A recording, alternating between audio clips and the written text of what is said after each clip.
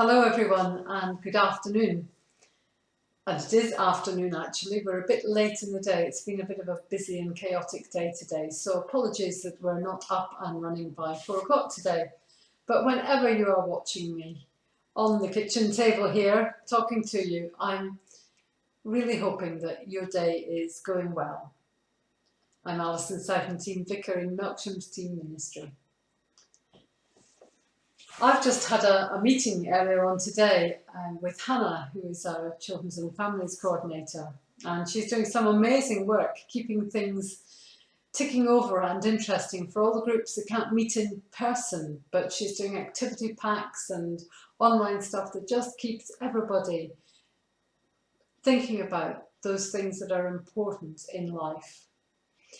And as we were preparing, we were talking about a summer club and what that might look like, and it will look very different this year than it usually does.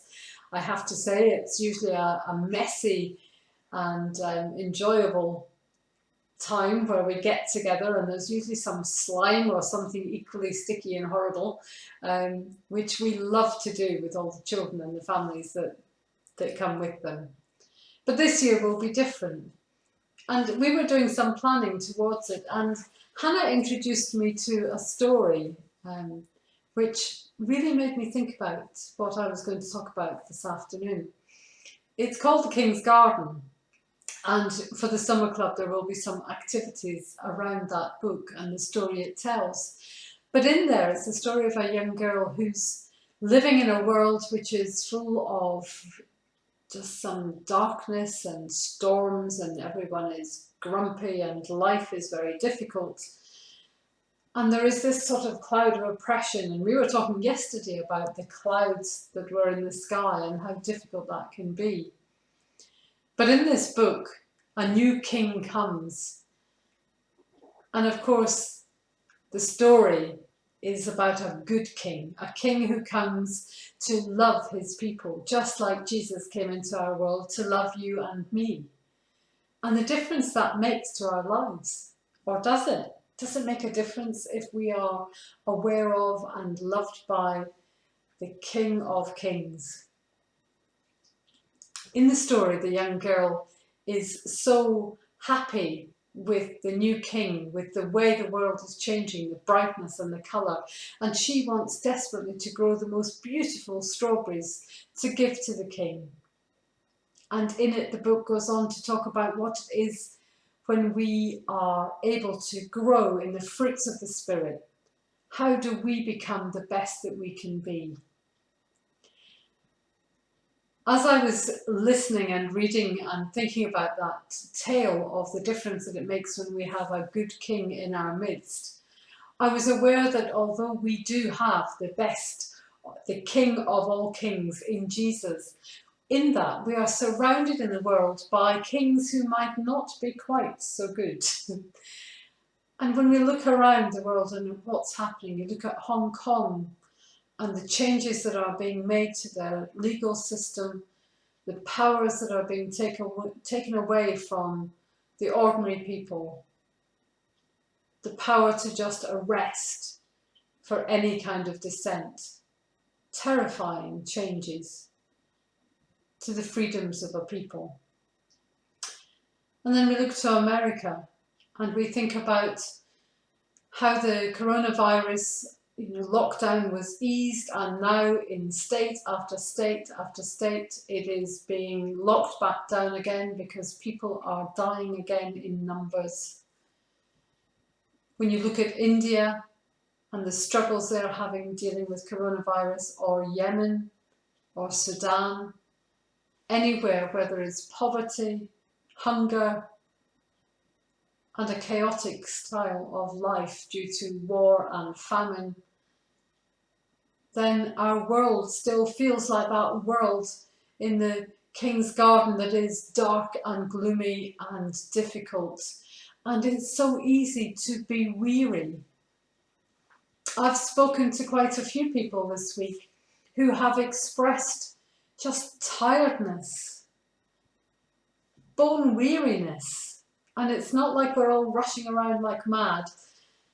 Some of us are still rushing around like mad, but for many of us, There is a tiredness that's born out of a fatigue of worry, of anxiety, of not knowing, still not knowing what the future is going to bring to us.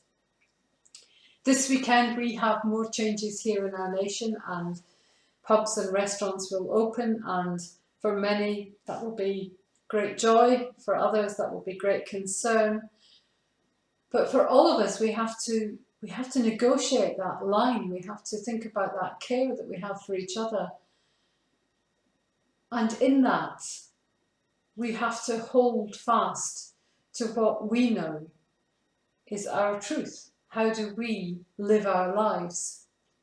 Are we busy growing strawberries for the King of Kings? Are we busy trying to be the fruits of the Spirit to those around us, bringing kindness, joy, patience, all of those things that are spoken of in terms of how we are transformed when we know Jesus in our lives?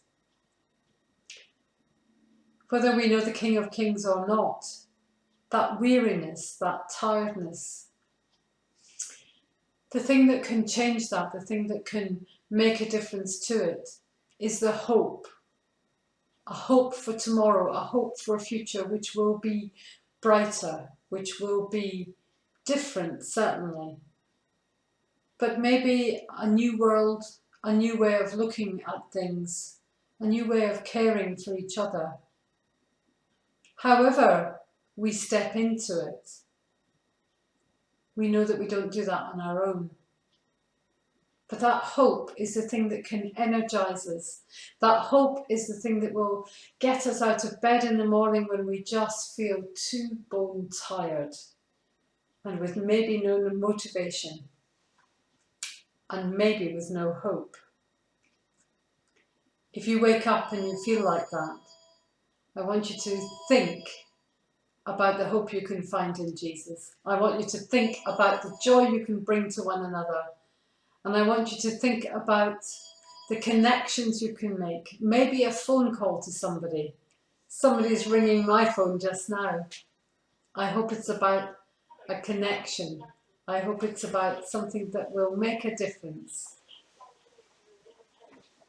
Whatever it is, I hope that you are able to really know the difference, so that you'll want to get out of bed tomorrow. Even if your bones are creaking and even if you are tired, you will be motivated by knowing that actually you are loved by the King of Kings and you can make a difference in the world. So as you swing those feet, maybe slowly, maybe quickly, ready to bounce into life again tomorrow morning, think about the difference you can make in a day.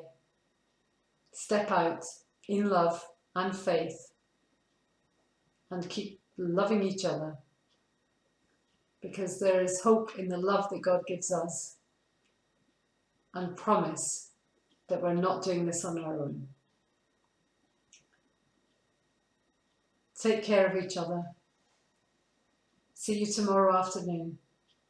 Don't forget to leave me a message if you want any chat or prayer.